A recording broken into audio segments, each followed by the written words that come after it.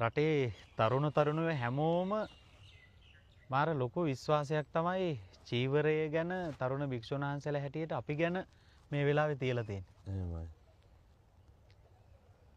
මේ අදත් එහෙමයි හාමුදුරුවනේ එදත් එහෙමයි. මේ සිවුරට කොච්චර එක්කහුව වෙනවද කියනවා නම් සිවුරේ බලපෑම ගැන මේ කියන්නේ. එහෙමයි. රටක් විතරක් නෙමෙයි.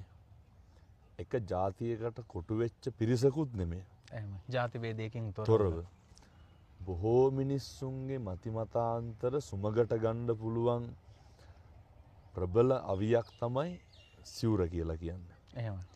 හොඳටම පැහැදිලි සිවුරට කොච්චරනම් එක්කහුව වෙනවද කියන එක හන්තානම් මේ සම්බුද්ධ ශාසනයේ චිරස්ථිතිය වෙනුවෙන් ඉදිකරන මේ දැවැන්ත විහාර කර්මාන්තනේ.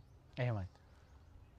මේ තේවත්ත වටා එක්කහු වුණා නෙමෙයි මේ සිවුර වටා එක්කහු වෙච්ච නෙමෙයි තියෙන්නේ. එහෙමයි. එතකොට ලෝකයක් දන්නවා මේ දවස්වල ධර්ම දේශනාවලට තරුණ මහත්තුරු එකතු වෙන තරම්. දසදහස් මම දැන් මේ ඊයේ පෙරේද මේ දකුණේ 15000ක විතර තරුණ පිරිසක්. 15000කට වඩා වැඩි පිරිසක් මේ සිවුරට එකතු වෙන්නේ. ඒ වගේම අපේ දැන් බස්නාහිර වැඩමුළුවට තරුණ තරුණියෝ 20000ක විතර පිරිසක්. මම කියන්න හිටියේ. එතකොට මේ ලංකා ඉතිහාසයේ කිසිදු පුද්ගලයෙකුට රැස් කරන්න බැරි. අපි දන්නවා කවුරු රැස් කරනවා නම් බස් දාන්න ඕනේ, කණ්ඩ බොණ්ඩ දෙන්න ඕනේ. තව දේවල් සපයන්න. ඒක ලොකු කැම්පේන් එකක්. එහෙමයි. නමුත් බොහෝ දෙනෙක් මිනිස්සු තමන්ගේ අතින් වියදම් දරාගෙන සමහර අඥාන මිනිස්සු මොන කතන්දර කිව්වත් හාමුදුරුවනේ එක්කහුව වෙන්නේ සිවුරටනේ. එහෙමයි. ඒ හින්දා මේ සිවුරට එක්කහුව වීම කවදාවත් හාමුදුරුව අවභාවිතා කරලා නැහැ ඒ පිරිස.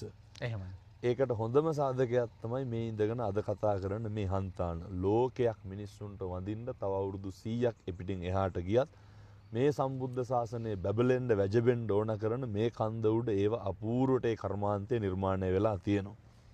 එතකොට මින් මතුවටත් කවදාවත් හොඳක් මිසක්කම් වැරද්දක් වෙන්නේ නැහැනේ. අනිවාර්යයෙන්. ඒ නිසා ලෝකෙටම දෙන්න තියෙන පණිවිඩය තමයි මිනිස්සුන්ට හොඳට හිතන්න පුළුවන්.